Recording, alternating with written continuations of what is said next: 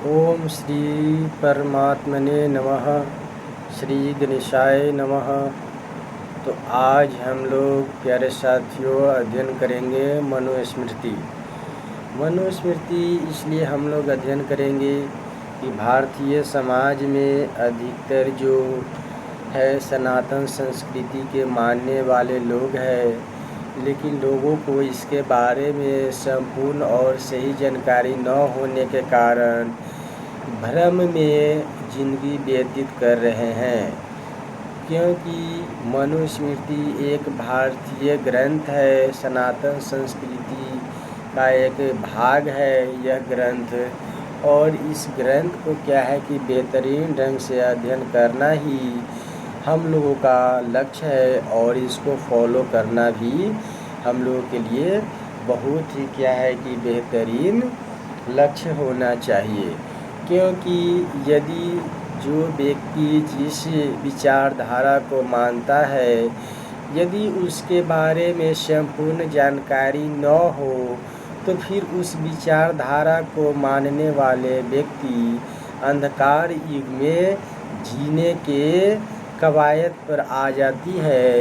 इसलिए कोशिश करें कि जिस विचारधारा को, या फिर सनातन संस्कृति हो, या इस्लाम हो, बौद्ध हो, जैन हो, या फिर सिख हो, या फिर ईसाई हो, या फिर पृथ्वी पर उपस्थित जितने भी क्या है कि परमात्मा को समझने की और परमात्मा के द्वारा जो चलाई गई यानी कि सभ्यता और संस्कृति है, वो सारे चीज़ों को क्या है कि बेहतरीन ढंग से अध्ययन करने के बाद ही क्या है कि पता चलेगा कि वास्तव में जिस विचारधारा पर हम लोग उतर करके अपने आप को जीवन जीने की कोशिश कर रहे हैं, वह विचारधारा मुख्य रूप से संपूर्ण जानकारी के अभाव में कैसे मानव जाति भटक रहा है। तो मैं जो है आपको सारे यानी कि ये धर्मों का क्या है कि मूल ग्रंथ के बारे में अध्ययन कराऊंगा, और मैं खुद अध्ययन करने के आदी हूँ। तो ये हम लोगों के बीच यानी कि ये क्या है कि वार्तालाप होगी, और इसमें क्या क्या उपलब्ध है और इससे हम लोग को क्या सीख मिल सकती है, इस सारे चीज़ों पर हम लोग चर्चा करेंगे। क्योंकि मनुस्मृति के बिना सनातन संस्कृति अधूरा मानी जाती है। यदि कोई व्यक्ति सनातन संस्कृति को मानता है और मनुस्मृति में जो अच्छाई बातें दी गई है उसको नहीं मानता है, तो ये क्या है कि मानव जाति के लिए बहुत ही क्या है कि ये निम्न सोच के हो सकता है, जो निम्न सोच की यानी कि काम हो सकता है। तो चलिए आज हम लोग जो है मनुस्मृति को बेहतरीन ढंग से समझने का कोशिश करते हैं कि क्या क्या इसमें दिया गया है। और प्यारे साथियों, ये एक क्लास में समाप्त नहीं होगा, तो इसको हम लोग कई क्लास में क्या है कि डिवाइड करके चैप्टर बाय चैप्टर अध्ययन करते चलेंगे और समझने का प्रयास करेंगे कि वाकई में जो मनुस्मृति में दिया गया है क्या दिया गया है, और इसके लेकर के कुछ यानी कि समाजों में आक्रोश है, और कुछ समाज इसे क्या है कि बेहतरीन और पूजनीय शास्त्र के रूप में जानते हैं और करते हैं। चलिए तो आज हम लोग शुरुआत करते हैं। ओम श्री गणेशाय नमः। आज जो है विषय सूची में हम लोग प्रवेश कर रहे हैं। प्रस्तावना दिया गया है, मनुस्मृति का प्रस्तावना क्या है उसको हम लोग अध्ययन करेंगे। अतः प्रथमो अध्याय, पहला अध्याय के बारे में जानेंगे क्या क्या चीज़ है। जगत की सृष्टि का विषय, सृष्टि की उत्पत्ति, मनवंतर आदि काल का मान। अतः द्वितीयो अध्याय, दूसरा अध्याय में क्या क्या चीज़ अध्ययन करेंगे। धर्म का लक्षण, देश विभाग, वर्ण धर्म, ब्रह्मचारी के धर्म, फिर है तृतीय अध्याय यानी अतः तृतीयोध्याय तीसरा अध्याय, यानी कि हम लोग संस्कृत और हिंदी दोनों का उच्चारण करते चलेंगे और एक दूसरे का क्या है कि पूरक अनुवाद करते चलेंगे। फिर है इसमें दिया गया है विवाह के नियम, स्त्रियों के आदर, पंचज्ञ हवन आदि, अतिथि सत्कार, श्राद्ध प्रकरण। फिर है अध्याय 4 यानी कि अतः चतुर्थो अध्याय, चौथा अध्याय यानी कि जो चैप्टर है 4 की बात की गई है। और इसमें पेज यानी कि जहाँ तक हम लोग क्या है कि अध्याय को ख़त्म करेंगे फिर अगले वाले पेज पर जाएंगे और फिर अगले यानी कि अध्याय को करेंगे। तो इसमें जो है अतः चतुर्थो अध्याय, चौथा अध्याय में गृहस्थाश्रम का यानी कि जो चर्चा किया गया, यानी गृहस्थ आश्रम धर्म के बारे में है। ठीक है। फिर है अध्याय तथा वेद पाठ नियम, यानी कि इसमें वेद पाठ का भी हम लोग क्या है कि कुछ चर्चा करेंगे। विधि और निषेध, दान निर्णय, कुधान निर्णय, विविध विषय। अतः पंचमो अध्याय, पांचवा अध्याय में हम लोग क्या क्या अध्ययन करेंगे। तो भक्ष्यावस्था यानी कि भोजन करने की जो व्यवस्था है किस प्रकार के होना चाहिए, मांस भक्षण व्यवस्था, आशोच व्यवस्था, पदार्थ शुद्धि, स्त्री धर्म यानी कि स्त्री का धर्म क्या है। फिर है अतः षष्ठ अध्याय यानी कि छठा अध्याय के बारे में भी इसमें क्या क्या दिया गया उस सारे चीज़ को हम लोग पढ़ेंगे। तो वानप्रस्थाश्रम धर्म में यानी कि वानप्रस्थाश्रम धर्म में। फिर संन्यास धर्म में यानी संन्याश्रम यानी संन्याश्रम। एक होता है वन आश्रम यानी कि वन में यानी कि धर्म में यानी पालन कैसे किया जा सकता है। संन्याश्रम में धर्म क्या यानी जो होता है संन्यासाश्रम यानी संन्यास क्या यानी कि यह आश्रम है उसमें कैसे क्या है कि ये उस सब के बारे में अध्ययन करेंगे। फिर अतः सप्तम अध्याय के में क्या क्या पढ़ना है वो देखेंगे। तो राजधर्म, फिर है राजधर्म के बाद आगे जो है वह फिर व्यवहार निर्णय विवाद आदि, ऋण का लेना देना, निक्षेप, धरोहर, अमानत रखना ये सब होगा। फिर नौकर का वेतन, प्रतिज्ञा भंग, सीमा सरहद का निर्णय, कठोर वचन, गाली आदि का निर्णय, दंड, पारुष्य मारपीट का निर्णय, चोर दंड निर्णय, प्रस्तिगमन आदि, पुल नदी का शुल्क। फिर अतः नौवां अध्याय यानी 9वां अध्याय में क्या पढ़ेंगे, स्त्री रक्षा, सनातन धर्म, क्षेत्र बीज निर्णय, स्त्रियों का आप धर्म, कन्या विवाह, दाय भाग व्यवस्था, पुत्रों की संज्ञा, स्त्री धन आदि, दैत्य, जुआ, चोर, दुष्टों का निग्रह, ब्राह्मण, महात्म्य। फिर है आगे जो वैश्य शूद्र कर्तव्य। अर्थात 10वां अध्याय है। 10वां अध्याय क्या कहता है इसमें, तो संकीर्ण जाति भेद, चारों वर्णों के धर्म, कर्म, जीविका आदि था। एकादश अध्याय है। 11वां अध्याय धर्म, भिक्षुक, विविध प्रायश्चित, ब्रह्म हत्या प्रायश्चित, फिर मदपान प्रायश्चित, स्वर्ण चोरी का प्रायश्चित, गुरु पत्नी गमन प्रायश्चित, उप पातकों का प्रायश्चित, अभ्यक्ष भक्षण प्रायश्चित।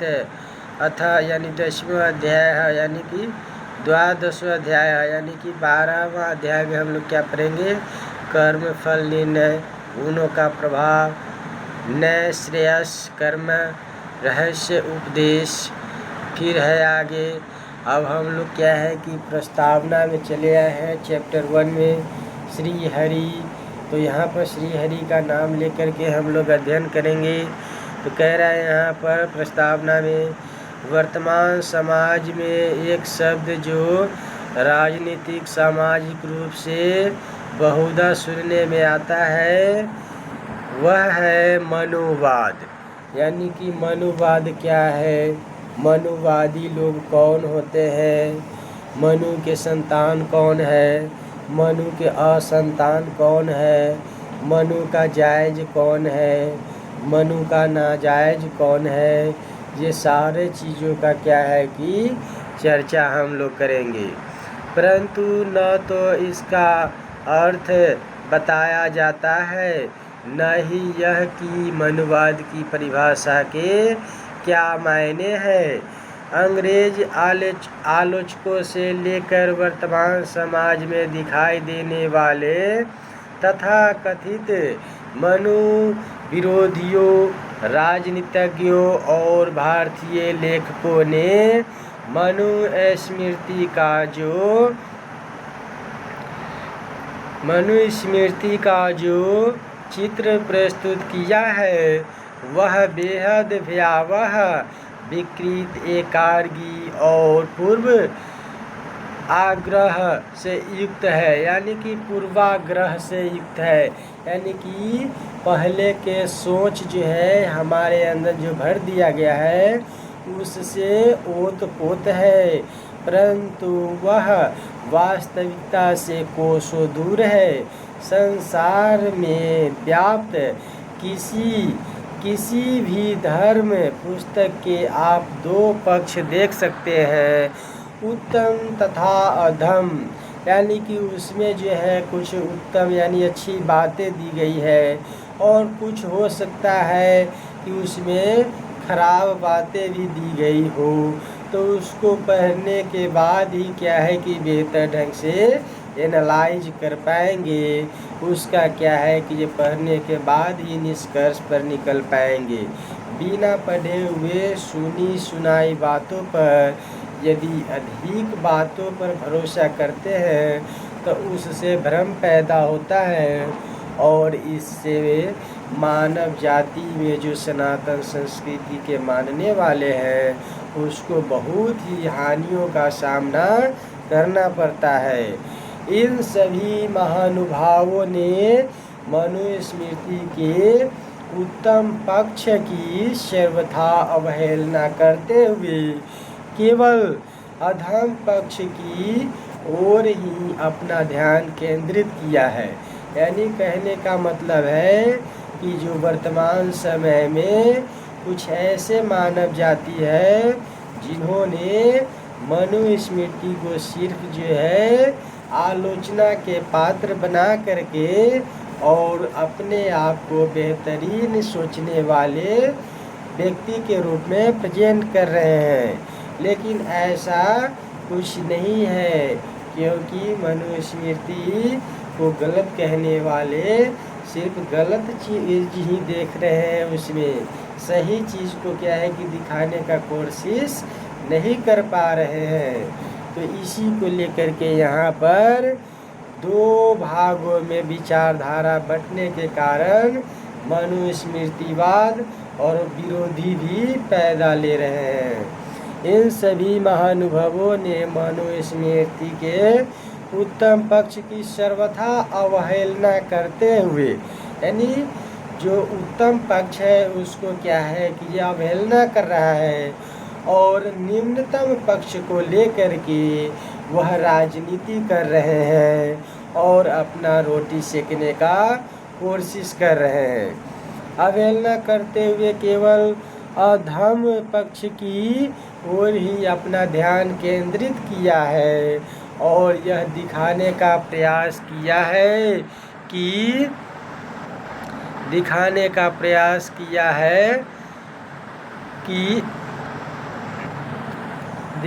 का जो है प्रयास किया है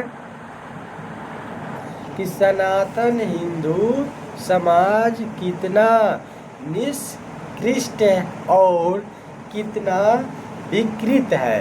यानी कि कहने का मतलब इसको सिर्फ जो है निम्न कोटि के रूप में व्यक्त किया गया है, लेकिन ऐसा कुछ इसमें छोटे से यानी कि शब्दों में कहीं पर वह जो है व्यवस्था चलाने के लिए दिया गया है और पनिशमेंट करने के लिए दिया गया है, न कि संपूर्ण मनुस्मृति उसी पर केंद्रित है। तो आगे इसमें हम लोग देख रहे हैं क्या कह रहा है, यह दिखाने का प्रयास किया है कि सनातन हिंदू समाज कितना निष्कृष्ट और कितना विकृत है। इसी से देश विदेश में सनातन धर्म के प्रति भ्रांति उत्पन्न होती है और हमारे धर्म का ह्रास होता है। तो ये हमें ध्यान रखना है कि किसी भी ग्रंथ हो या फिर पुस्तक हो, लेखक जो है पक्ष और विपक्ष के जो बात होते हैं उनको ध्यान में रख करके ही क्या है कि किसी भी प्रकार के ग्रंथों का रचना करते हैं। अगर मान लीजिए किसी व्यवस्था को चलाने के लिए उसमें पनिशमेंट की व्यवस्था न हो और सिर्फ चलाने की बात करता हो, यदि उसमें क्या है कि मान लीजिए अव्यवस्था फैल जाती है किसी कारणवश, तो उस व्यक्ति को पनिशमेंट जो होगा वह किस आधार पर होगा, तो इसका चर्चा जो है करना बहुत ज़रूरी है। सिर्फ हम लोग क्या है कि पनिशमेंट को छांट करके बाकी अगर क्या है कि मनुस्मृति को पढ़ेंगे तो इसमें सिर्फ हमको लगेगा क्या कि हाँ ये बेहतर और क्या है कि गॉड से संबंधित क्या है कि ये सारे चर्चा की गई है। लेकिन यदि हमारे समाज में व्यवस्था बनाए रखने के लिए कुछ पनिशमेंट की ज़रूरत होगी तो किस प्रकार से दी जाएगी उस पर कोई चर्चा नहीं कर पा रहे हैं। चलिए आगे की जो हम लोग चर्चा करेंगे, इसमें बोल रहा है कि मनुस्मृति को गाली सब देते हैं, परंतु यह कोई नहीं बताता कि मनुस्मृति में व्यक्तिगत चित्त शुद्धि से लेकर पूरी समाज व्यवस्था तक कई ऐसी उत्तम बातें हैं जो आज भी हमारा मार्गदर्शन कर सकती है। जन्म के आधार पर जाति और वर्ण की व्यवस्था पर सबसे पहली चोट मनुस्मृति में ही की गई है। यानी कि मनुस्मृति में यह जन्म के आधार पर जो जाति व्यवस्था कही गई है, यह सबसे बड़ी क्या है कि ये चुनौती है, क्योंकि जाति व्यवस्था जो है अधिकतर बुद्धिजीवियों का मानना है कि जाति व्यवस्था कर्मों के आधार पर होना चाहिए। जैसे मान लीजिए कि कोई मानव जाति किसी भी समाज में पैदा लिया है, यदि वह क्या है कि टीचिंग कराने में सक्षम है और उनका पेशा जो है टीचिंग कराने वाला है और करा रहे हैं, तो उसको क्या है कि ये अपना पेशा के आधार पर जाति बदलने का ऑप्शन होनी चाहिए, ठीक है, और उसको उसी नज़रिया से देखनी चाहिए, न कि धर्म के आधार पर कोई भी जाति में। यदि मान लीजिए कोई यदि किसी का पिता कुछ यानी कि ये लो क्वालिटी यानी कि जो मानसिक रूप होते हैं वो लो क्वालिटी के काम कहते हैं, वो अगर मान लीजिए कोई यानी कि अलग तरह के कार्य करते हैं, जैसे किसी प्रकार के वस्तु बनाना, किसी प्रकार के सामान बेचना, या श्रम दान देते हैं या श्रम करके अपना जीविकोपार्जन करते हैं, उसको जो निम्न समझते हैं, उनका यदि कोई आने वाला पीढ़ी बेहतरीन यानी कि कार्य करता है तो कार्य के आधार पर उनका क्या है कि जो उसका स्किल के आधार पर उनका जाति तय होनी चाहिए। तो यही यहाँ पर वर्तमान यानी प्रेजेंट लोगों का कहना है कि जो हमारे पुराने यानी कि रीति रिवाज थे कि कर्मों के आधार पर व्यवस्था यानी कि बनाई जाती थी कि कोई अगर बेहतरीन यानी कि बुद्धिजीवी है तो उसको शिक्षक के श्रेणी में रखा जाएगा, कोई यदि कम यानी कि जो जानकार है अगर किसी और स्किल है तो उसको उसी क्षेत्र में रखा जाएगा। तो इस प्रकार के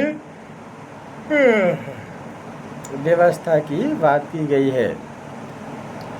तो यहाँ पर हम लोग आगे देखेंगे कि सबके लिए शिक्षा और सबसे शिक्षा ग्रहण करने की बात भी इसमें सम्मिलित है।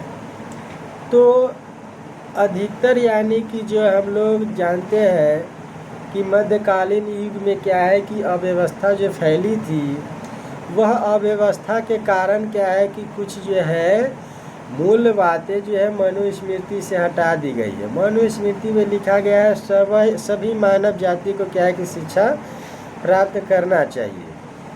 और जो मध्यकाल युग में जो बदलाव आया, अव्यवस्था फैला, उसके बाद इसमें यानी कि कुछ यानी कि जो बदलाव आए, तो इसमें कहा गया कि इसमें जो है कुछ यानी कि ये गिने चुने लोगों को शिक्षा के अधिकार है और बाकी जो है उसको श्रम करने का अधिकार है, शिक्षा प्राप्त करने का अधिकार नहीं है। मतलब शिक्षा श्रम नहीं कर सकता है, वो क्या करेगा, शारीरिक श्रम जैसे पशुपालन, कृषि करना और किसी और तीनों यानी कि जो वर्ण है, यानी कि चारों वर्ण है, चारों वर्ण में यानी कि जो शूद्रों जो कहा जाता है, शूद्र यानी कि शूद्रों का यानी कि कर्म जो है बांट दिया गया कि उसको सेवा करना है।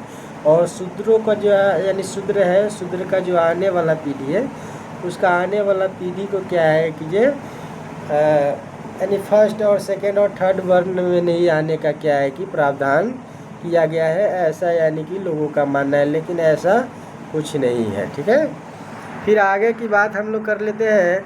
सबके लिए शिक्षा और सबसे शिक्षा ग्रहण करने की बात भी इसमें सम्मिलित है। स्त्रियों की पूजा करने अर्थात उन्हें आधिकारिक सम्मान देने, उन्हें कभी शोक न देने यानी कि दुख न देने, उन्हें हमेशा प्रसन्न रखने और संपत्ति का विशेष अधिकार देने जैसी बातें भी है। और सबसे महत्वपूर्ण बात जो छिपाई जाती है वह यह है कि मनुस्मृति में वर्णित वर्ण व्यवस्था गुण कर्म योग्यता पर आधारित वर्ण व्यवस्था है, जन्म पर आधारित संकीर्ण जाति व्यवस्था नहीं है। मनुस्मृति में केवल कर्म पर आधारित वर्ण व्यवस्था का उल्लेख किया गया है, यानी जो व्यक्ति जैसा स्किल यानी कि हुनर के आधार पर कार्य करेगा उसको उसी श्रेणी में रखा जाएगा। यानी कि चार जो वर्ण व्यवस्था है, पहले हो गया ब्राह्मण, क्षत्रिय, वैश्य, शूद्र, ये चार जो वर्ण हुए, तो चारों को जो धर्म के यानी कि जगह बोल रहा है यहाँ पर कि जन्म के आधार पर कर्म को न बांट करके स्किल यानी कि हुनर प्राप्त करने के बाद उसका क्या है कि वर्ण तय होती है। जैसे मान लीजिए कि जो शिक्षक बनेंगे, वैदिक ज्ञान हो गया या फिर गॉड के बारे में या आधुनिक शिक्षा देने वाले जो शिक्षक होंगे, उसको श्रेष्ठ वर्ण यानी कि ब्राह्मण वर्ण में रखा जाएगा। जो व्यक्ति यानी कि बलशाली होंगे, राज्य चलाने में सक्षम है और प्रेजेंट में जैसे पुलिस हो गया, सैनिक हो गया, यानी कि हथियार बंद लोगों के लिए क्या है कि यह क्षत्रिय यानी कि वर्ण में रखा जाएगा। और जो नाप तोल करने वाले हैं, बिजनेस करने वाले हैं, उसको क्या है कि ये वैश्य यानी कि बनिया वर्ग में रखा जाएगा। और जो शारीरिक श्रम करने वाले हैं उसको शूद्रों के क्षेत्र में यानी कि शूद्र वर्ण में रखा जाएगा। ठीक है, तो ये ध्यान रखना है। यानी कि जो व्यक्ति शारीरिक श्रम करके अपना जीवन यापन कर रहा है उसको क्या है कि मुख्य रूप से यह माना जाएगा कि वह जो है शूद्र के श्रेणी में है, चाहे किसी भी यानी जन्म से किसी भी जाति में हो। यदि वह कार्य शारीरिक श्रम करके अपना जीवन यापन कर रहा है तो उसको माना जाएगा कि वास्तव में वह शूद्र ही है। यदि वह अपने आप को नहीं मानता है तो वह उनका मानसिक यानी कि बीमारी कह सकते हैं या फिर पूर्वाग्रह सोच कह सकते हैं, जिससे वह ग्रसित होने के कारण वह अपना यानी कि गलत अधिकार प्राप्त करने का कोशिश कर रहे हैं। तो आगे हम लोग देखेंगे कि क्या कह रहा है कि केवल कर्म पर आधारित वर्ण व्यवस्था का उल्लेख किया गया है, किसी जाति अथवा गोत्रों का विवरण नहीं है। ये बात सही है कि जाति गोत्र क्या है, ये सब क्या है कि मायने नहीं रखता है, लेकिन वर्ण व्यवस्था मायने रखता है, क्योंकि किसी भी यानी कि जनसंख्या को, किसी भी समाज को चलाने के लिए रूल और रेगुलेशन की आवश्यकता होती है। बिना रूल और रेगुलेशन के यदि कोई जीव जीवित है और जीवन यापन कर रहा है, तो वह वास्तव में क्या है कि ये जानवर है, जो वास्तव में समाज में यानी कि रहने के लायक नहीं है, और सामाजिक व्यवस्था को क्या है कि ये छिन्न भिन्न करने के आदि है। ये ध्यान रखना है। तो यहाँ पर बोल रहा है कि गोत्रों का यानी कि विवरण नहीं है। मनुस्मृति अध्याय 10 के श्लोक जो दिया गया है 65 में कहा गया है। तो क्या कहा गया है हम लोग 65 में पढ़ लेंगे, उसके बाद जानकारी हम लोग को मिल जाएगी। शूद्रो ब्राह्मण, फिर बोला है कि शूद्रो ब्राह्मणतामेति ब्राह्मण चेति शूद्रताम क्षत्रियाज जातमेवं तु विद्याद वैश्यात तथैव च। यानी कि ये जो संस्कृत है इसका अर्थ है, अर्थात शूद्र ब्राह्मण बन सकता है और ब्राह्मण शूद्र को प्राप्त हो सकता है। इसी प्रकार क्षत्रिय और वैश्य में भी वर्ण परिवर्तन हो सकता है। यानी कि लोगों को अपने कर्म के आधार पर वैश्य या फिर ब्राह्मण या फिर क्षत्रिय या फिर शूद्र बनने का संपूर्ण अधिकार है। यदि कोई कहता है कि यह अधिकार नहीं है, तो वास्तव में वह मानव जाति में जन्म लेकर के भी वह 4 पैर वाले जानवर की तरह अपना आचरण व्यतीत कर रहे हैं। ठीक है। अर्थात यहाँ पर हम लोगों ने संस्कृत का यानी कि जो यहाँ पर क्या है कि हिंदी अनुवाद जो देख रहे हैं, कह रहा है कि शूद्र ब्राह्मण बन सकता है और ब्राह्मण शूद्रता को प्राप्त हो सकता है। इसी प्रकार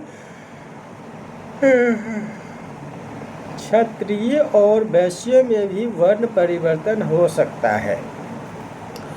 प्रसिद्ध इतिहासकार एंटोनी रीड कहते हैं कि बर्मा, थाईलैंड, कंबोडिया, जावा, बाली आदि में धर्मशास्त्रों और प्रमुखतः मनुस्मृति का बड़ा आदर था। इन देशों में इन ग्रंथों को प्राकृतिक नियम देने वाला ग्रंथ माना जाता था और राजाओं से अपेक्षा की जाती थी कि वे इनके अनुसार आचरण करेंगे। इन ग्रंथों का प्रतिलिपिकरण किया गया, अनुवाद किया गया और स्थानीय कानूनों में इनको सम्मिलित कर लिया गया। यानी कि स्थानीय जो कानून होते हैं, यानी कि पंचायती व्यवस्था जैसे हो गया, या फिर राज्य चलाने के लिए जो यानी कि एक यानी कि कानून व्यवस्था बनाए रखने के लिए एक यानी कि लीगल डॉक्यूमेंट की ज़रूरत जो होती है, वह मनुस्मृति को माना गया है। फिर बोला है कि बाइबल इन इंडिया नामक ग्रंथ में लुई जैकोलियट लिखते हैं, यानी कि एक यानी कि ईसाई क्या है कि जो विद्वान है, और या फिर विद्वान कह लीजिए या कि बाइबिल के यानी कि ये जानकार है। उन्होंने क्या कहते हैं कि मनुस्मृति ही वह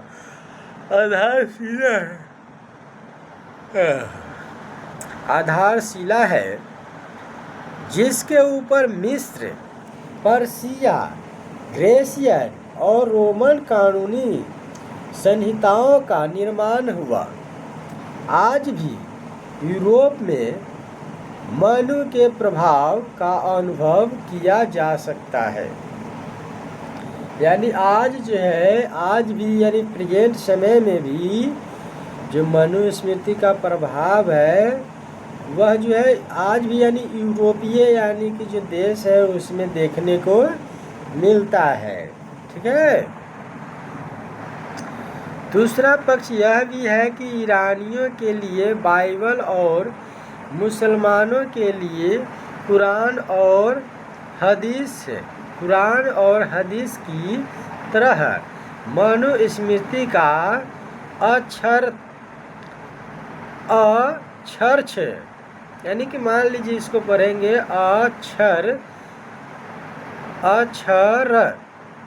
या फिर अक्षरक्ष पालन करना किसी भी हिंदू के लिए प्रथम आवश्यकता नहीं है। मतलब कि जैसे ईसाइयों के लिए बाइबिल मानना अनिवार्य है और इस्लाम यानी कि मुसलमानों के लिए कुरान और हदीस मानना जितना इम्पोर्टेंट है उतना सनातन संस्कृति के मानने वाले लोगों के लिए इम्पोर्टेंट नहीं है। यदि आप सक्षम है तो माने, यदि असक्षम है तो ना माने। बस इतना ही पर बात जो है समाप्त हो जाती है। और फिर बोल रहा है यहाँ पर कि किसी भी हिंदू के लिए प्रथम आवश्यकता नहीं है और वर्तमान समाज में मनुस्मृति में वर्णित सिद्धांतों का कितना पालन हो रहा है यह कहने का विषय नहीं है, क्योंकि एक शब्द का पालन भी नहीं हो रहा है।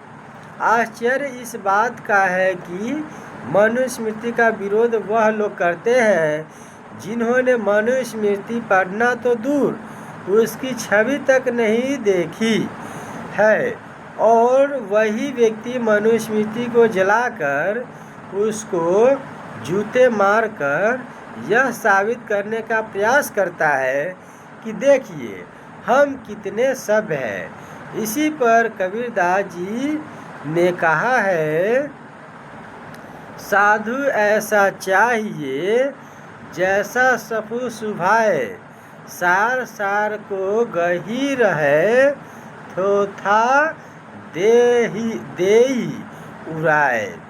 यानी कि इसका अर्थ है इस संसार में ऐसे सज्जनों की ज़रूरत है जैसे अनाज साफ करने वाला सूफ होता है, जो सार्थक को बचा लेता है और निरर्थक को उड़ा देता है। मनुस्मृति का विरोध करने वालों को किसने रोका है कि अधम विचारों को फेंक दीजिए और उत्तम विचारों को अपना लीजिए, उन्हें जीवन में भी उतारिए और एक सुंदर समाज का निर्माण कीजिए। हमारा सदैव यही प्रयास रहा है कि समाज में व्याप्त भ्रांतियों को दूर कर सनातन धर्म के उत्तम पक्ष का विकास कर धर्म और देश का विकास किया जाए। इस बात से इनकार नहीं किया जा सकता कि संकीर्ण जाति व्यवस्था से हमारे समाज का ह्रास हुआ है, परंतु केवल एक त्रुटि के कारण संपूर्ण धर्म को कलंकित करना दुर्भाग्यपूर्ण है। हजारों वर्षों से चिंतन में जहाँ कुछ अनुपम विचार और व्यवहार है, वहाँ कुछ विसंगतियाँ होनी असंभव नहीं है। यह भी संभव है कि स्थान, काल, परिस्थिति और व्यक्तिगत वृत्तियों के आधार पर पुस्तक में प्रक्षेप भी हुआ हो, परंतु उस समय में सिद्ध किए गए सिद्धांतों का कलयुग में विरोध कुछ ऐसा ही है कि हम सभी डायनासोरों को मानवखोर राक्षसों की संज्ञा देकर उन्हें धिक्कारे, क्योंकि विश्व के सबसे पुराने धर्म ग्रंथ ऋग्वेद में भी मनु को मानव जाति का पिता कहा गया है। आवश्यकता है कि हम उदारता पूर्वक चिंतन करें और सभ्य समाज के निर्माण के लिए जो उत्तम है उसे ग्रहण करें और अधर्म को पूरी सतर्कता और विनम्रता से त्याग दे। सनातन धर्म की यही विशेषता रही है कि समय के साथ धर्म और समाज की परिभाषा बदल जाती है। इसी विशेषता के कारण हम अनेकों विप्लवों के बाद भी स्थिर खड़े हैं और संपूर्ण विश्व में सनातन विचारधारा को न केवल स्वीकार किया जा रहा है, परंतु धर्म के अनेकों अंगों को मान्यता भी प्राप्त हो रही है। संक्षेप में इस पुस्तक के संकलन का भी यही उद्देश्य है कि बुद्धिमान मनुष्य इस ग्रंथ को पढ़कर विचार कर सत्य शोधन कर उत्तम को ग्रहण करे तथा अधम को संपूर्ण रूप से त्याग दे। श्री मनीष त्यागी, संस्थापक एवं अध्यक्ष, श्री हिंदू धर्म वैदिक एजुकेशन फाउंडेशन। ओम नमो भगवते वासुदेवाय नमः। तो हम लोग इसको पढ़ लिए, जो प्रस्तावना है इसको ध्यान में रखते हुए फिर हम लोग अगले क्लास में अतः प्रथमो अध्याय यानी पहला अध्याय का अध्ययन करेंगे और मनुस्मृति को संपूर्ण समझने का कोशिश करेंगे कि इसमें वास्तव में सकारात्मक ऊर्जा देने वाली बातें क्या है और नकारात्मक ऊर्जा देने वाली बातें क्या है। यदि नकारात्मक ऊर्जा देने वाली बातें हैं तो हम लोग उसको बहुत ही शालीनता से अध्ययन करके और इग्नोर करके इसका सही जो इसमें दिया गया है उसको फॉलो करेंगे। धन्यवाद प्यारे साथियों।